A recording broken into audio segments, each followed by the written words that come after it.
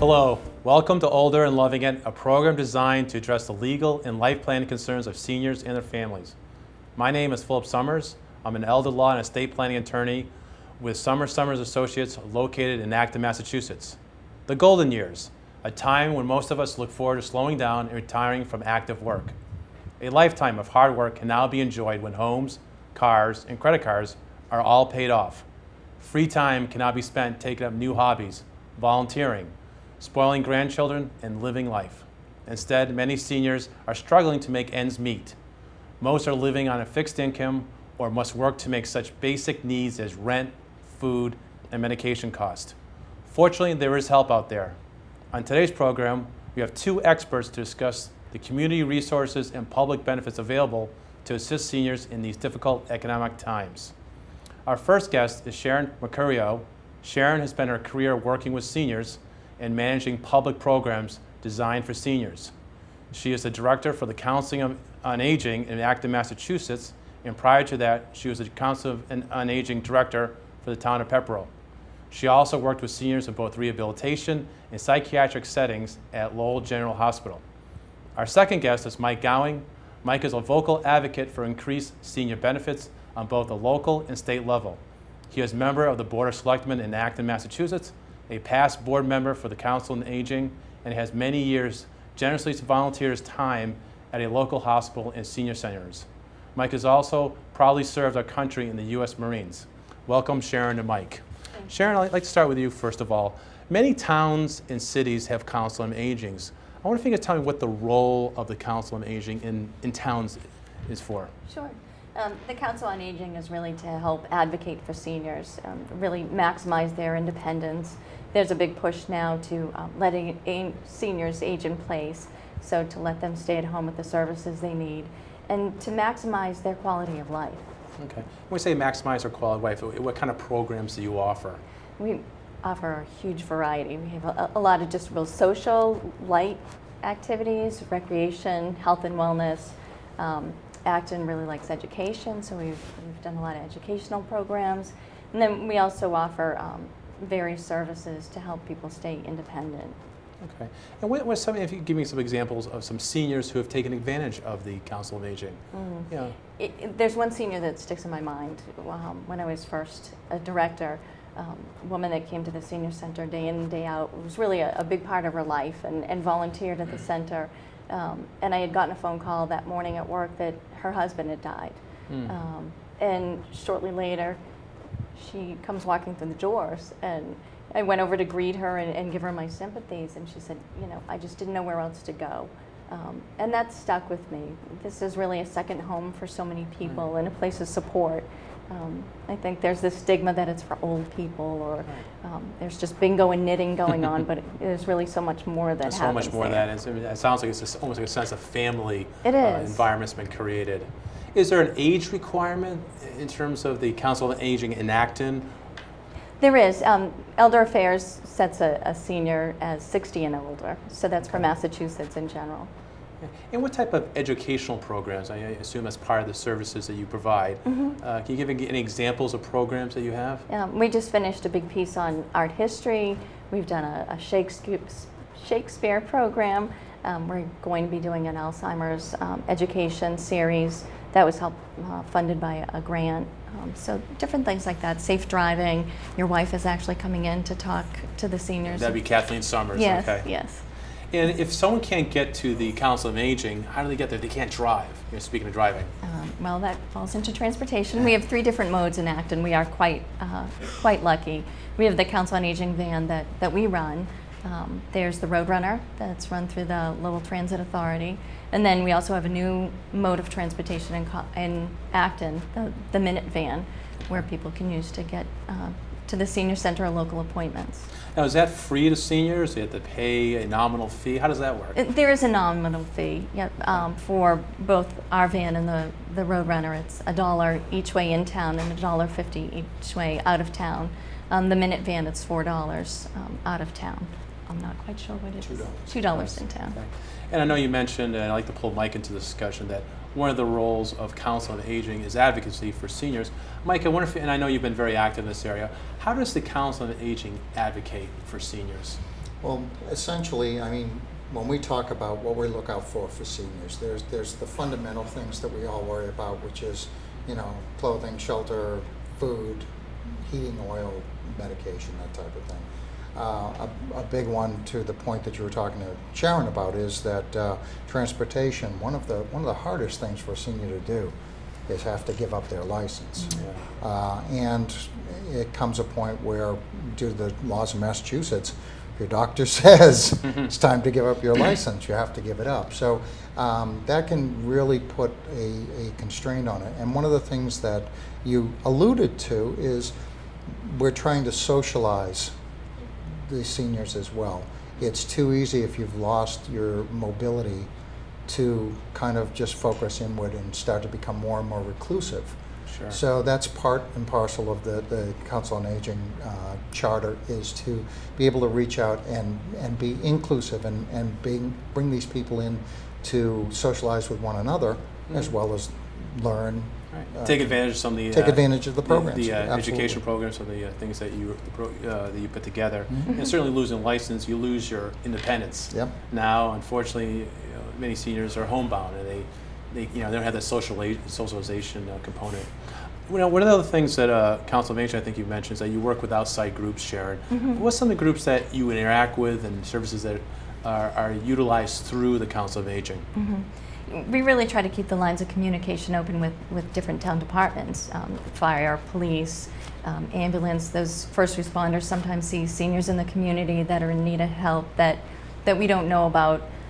Even the assessor's office, sometimes people are coming in and having some financial difficulties, and it might be somebody under our radar. Once we're in contact with them, our huge resource is Minuteman Senior Services. And what is Minuteman Senior Services for our viewers? It who may is not be in our, this area? it's our federal area aging contact. Okay. So it's really a blanket for everything. We have Meals on Wheels through them. They are able to provide home health care. They're also our protective agency, so if there's a concern of abuse or neglect, they're the ones that we contact. And these would be subsidized services, is that correct? They are. It's oftentimes, probably, I imagine, free services. Depending on income, yeah, Okay. or pay for service, or they could refer you to private pay. But that's always our first line of referrals, is to Minuteman. All right.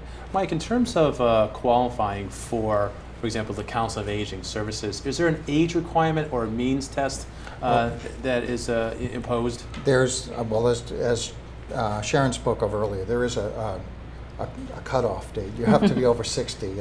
I can't wait next year. Okay. Because then I can actually go to the senior center and use some of these services. Maybe they'll have the birthday cake there for you to celebrate. But the age limit that the seniors center has is different than some of the state and federal agencies. Some are 62, some are 65.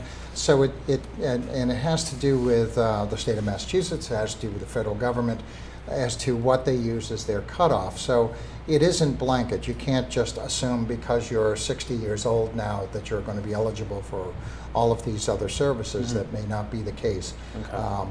But as we've always told people, contact the senior center. They have a dedicated social worker who deals just in senior issues. So that helps because they can steer people in the right direction, or let them know whether in fact through a means test whether they have too great an income or too many assets or whatever it might be that would exclude them.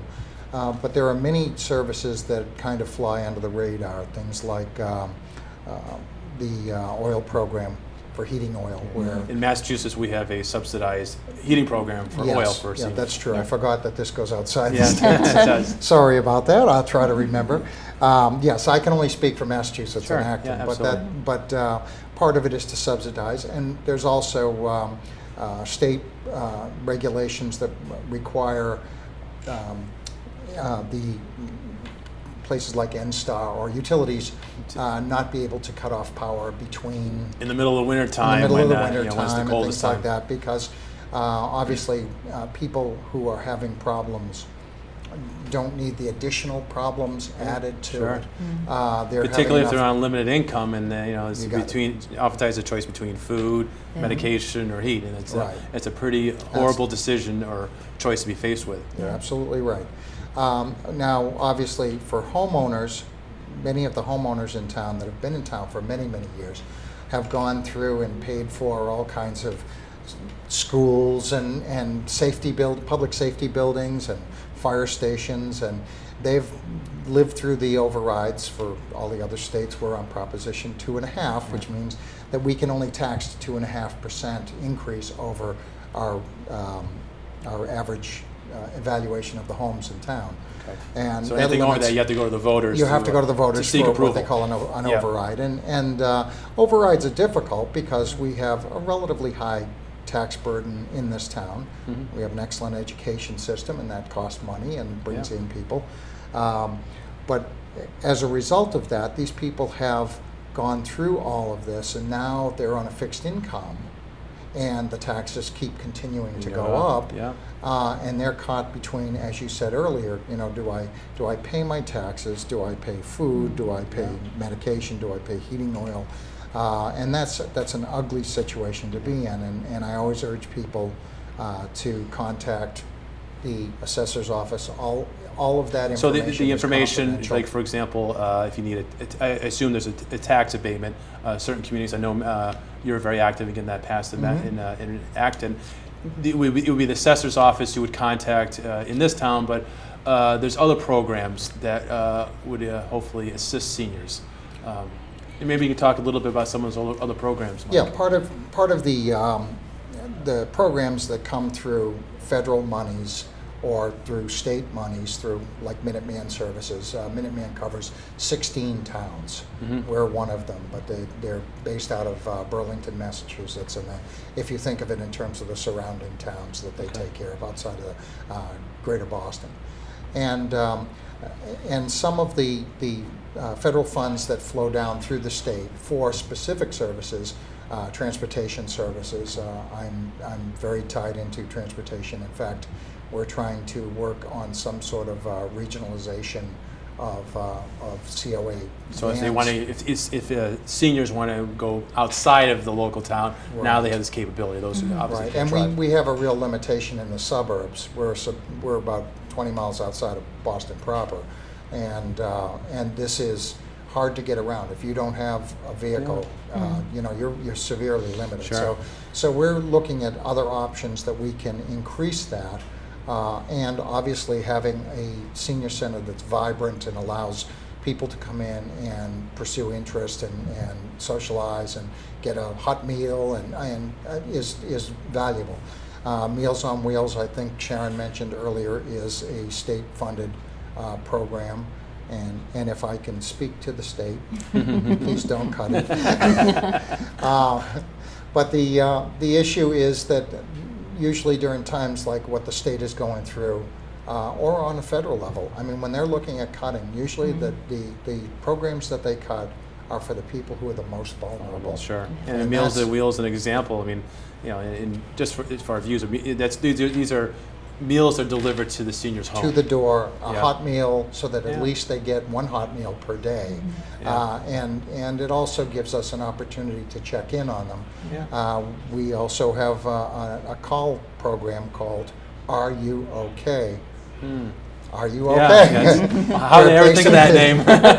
Must have been an engineer that figured that one out. But it allows people to check in daily to make sure that everything's okay. Because It's like, almost like a wellness check, you A know. wellness check, You're exactly. not, you haven't stroked out, or you're not, in an emergency situation, you can't get to a phone. Correct, and if people live by themselves, and we're encouraging people to stay in their homes, Yeah. we're trying to keep people in the place where they're comfortable, the home where their families grew up, and Well, most seniors want to age in place. I mean, Right. they have very extensive ties to community, and obviously they're empty nesters now, or they may be widows. They may be living all by themselves, but I guess they feel most comfortable in that environment. And some of the programs to allow them to do that, maybe hopefully prolong the ability to stay in the home. Sharon, if I can just return to you in terms of some of the things about the Council of Aging. Now, in Massachusetts, you're a mandatory reporter. I wonder if can you explain a little bit what that is and Sure. what's the burden that's placed on you? I think people are very familiar with mandated reporter for children, but there's also a lot of abuse that happens with seniors as well.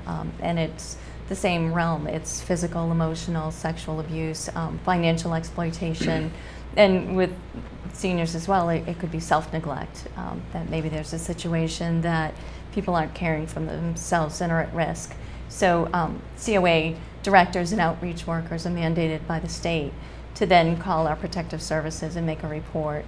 Okay. So if you see an issue now we can, I guess, bring in the proper authorities or services Right. to assist the seniors. Right, and we encourage the public as well to reach out. Just because we're mandated reporters doesn't mean that, if Mike came across a situation that he couldn't pick up the phone and call Yeah. Minutemen himself. And, Sure. and sometimes it helps for them to see different aspects of the person. If there's somebody that, we're all concerned about in the community, from them to hear from me as the COA director, but then for them to hear from the neighbor or daughter Yeah. also can help. Well, it's nice that having those many situation. touch points to hopefully, if there is an issue, it can be Yeah. identified quickly. Right, Yeah. right. Now, Mike, if I can ask you, from your standpoint, again, you work very closely with seniors and the advocacy part. What are the top issues do you find facing seniors, in terms of this economic environment? Well, obviously, I mentioned transportation. Transportation's a big one. Whether it be that they can't drive any longer, or they can, but they can't afford to. Yeah. With it $4 a $4 gallon. a gallon gas, Yeah, sure. that becomes an issue unto itself. And again, you're working with a limited source of revenue, Social Security, some small pensions, sometimes minor investments, because in our parents' day, they didn't talk about having $1 million set aside to live on because people didn't live as long. Yeah. They didn't see it as Plus, they also live with family oftentimes. multi-generational, etc. So I think that transportation is obviously a big one in that respect that impacts it. The cost of medications, which they're looking at the federal level, we're looking at the state level. We can't do as much at the town level. The fuel assistance, obviously, the town does have a fuel assistance program, and I'll give a plug for the employees in town. We have a program called SERVE, where employees donate a portion of their salary to Nice.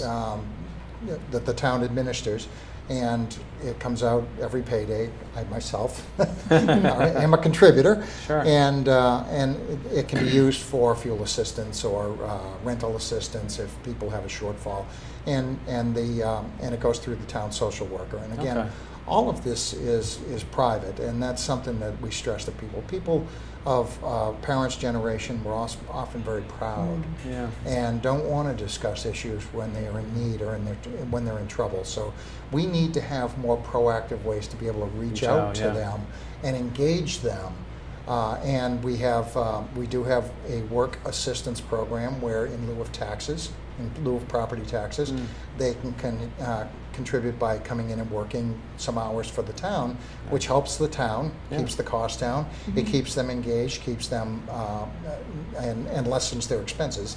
As you know, I just advocated for a home rule petition, which, again, for the people outside of the state of Massachusetts, in order for the town of Acton to do anything different than the rest of the state, we would have to generate a home rule petition, meaning we want to be able to regulate it differently in our town than in the surrounding So based on towns. our, I guess, unique needs of the town and our Exactly, population. and you can have them for many different Yeah, things, but sure. but we just submitted one for some senior tax relief, because under the laws that the Department of Revenue applies, we have to tax everybody the same unless we're able to give them an abatement. Sure. And abatement is limited, so it means if you've got a $10,000 tax bill and you can get a $1,000 abatement, that's not a significant Yeah. portion.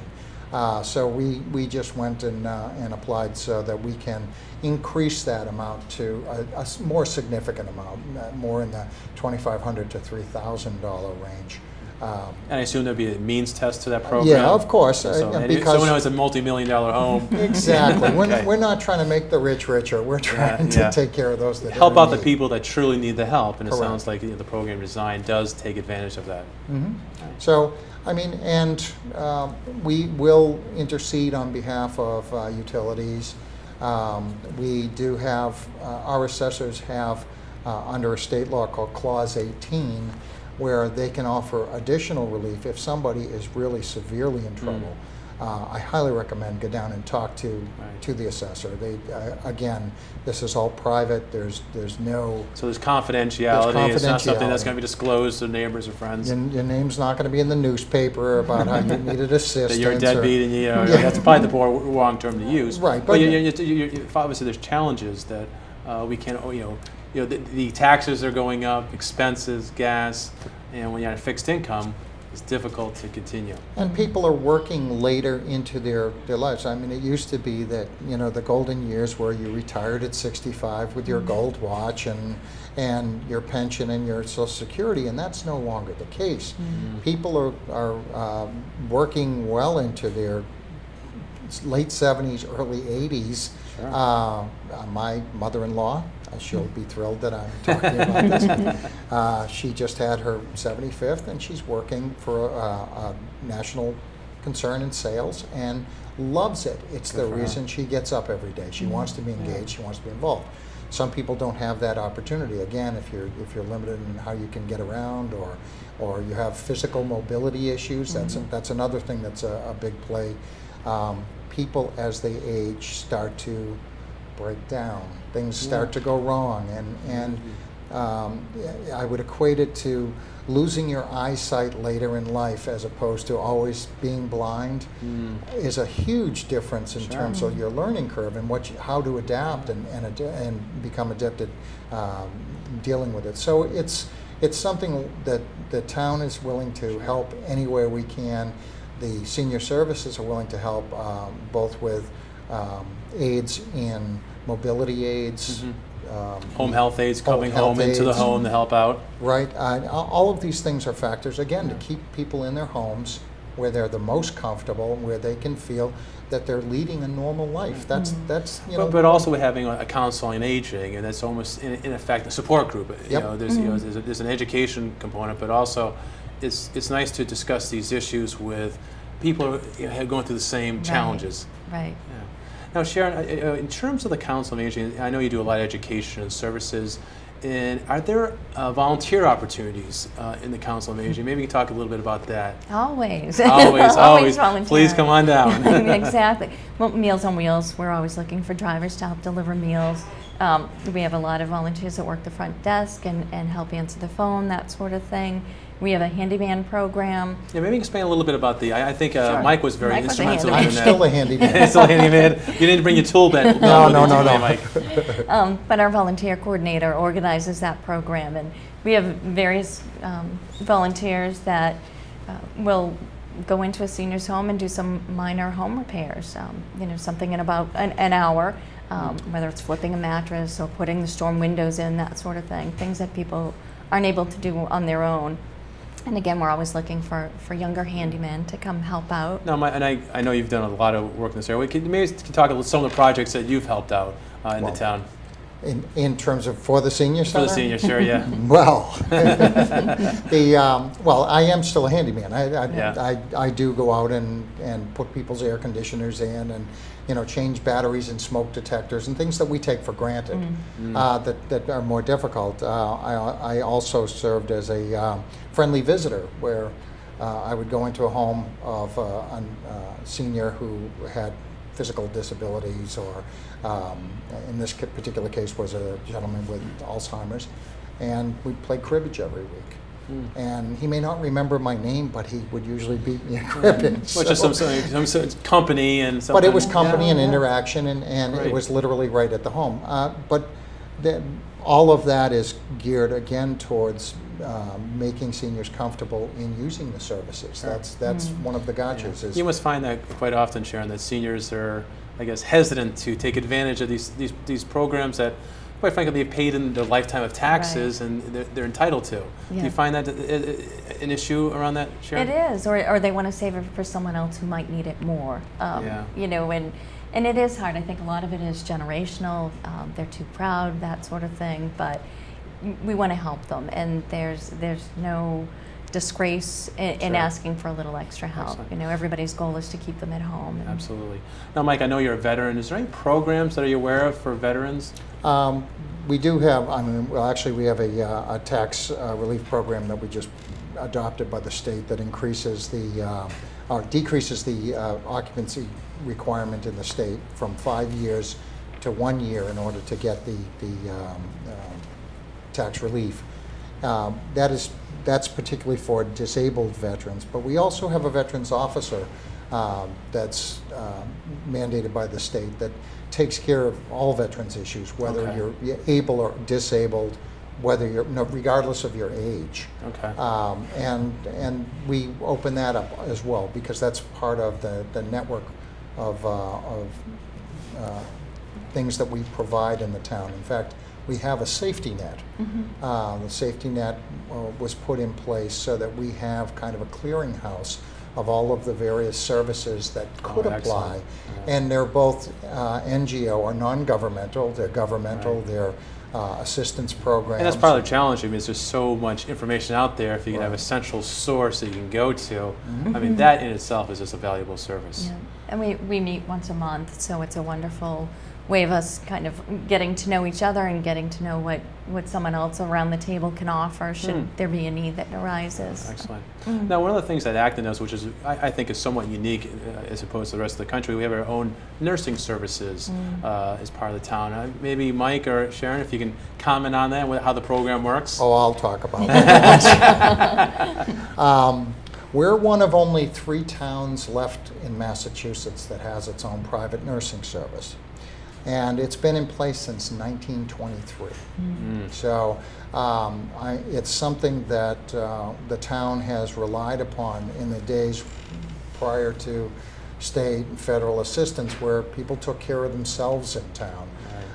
Now our nursing service has expanded and it's allowed people to who have gone in for small hospital procedures where they'll have some recovery time to have nurses come to them in the home, much like Visiting Nurses Association, except that we expand the hours, we expand the weekends, we do a lot of things around coordinating with home health aides, and it's a really tremendous Yeah, it service. sounds like a great program. Sounds like a model for the rest of the country. So, with that, we've actually run out of time. I certainly appreciate. I want to thank both my guests, Sharon Murchio and Mike Gowing. I'd also like to thank our technical staff, Monique Patterson, who was handling the editing capabilities, Connor Summers, our cameraman, and also Ron Zimmerman, who's directing the episode.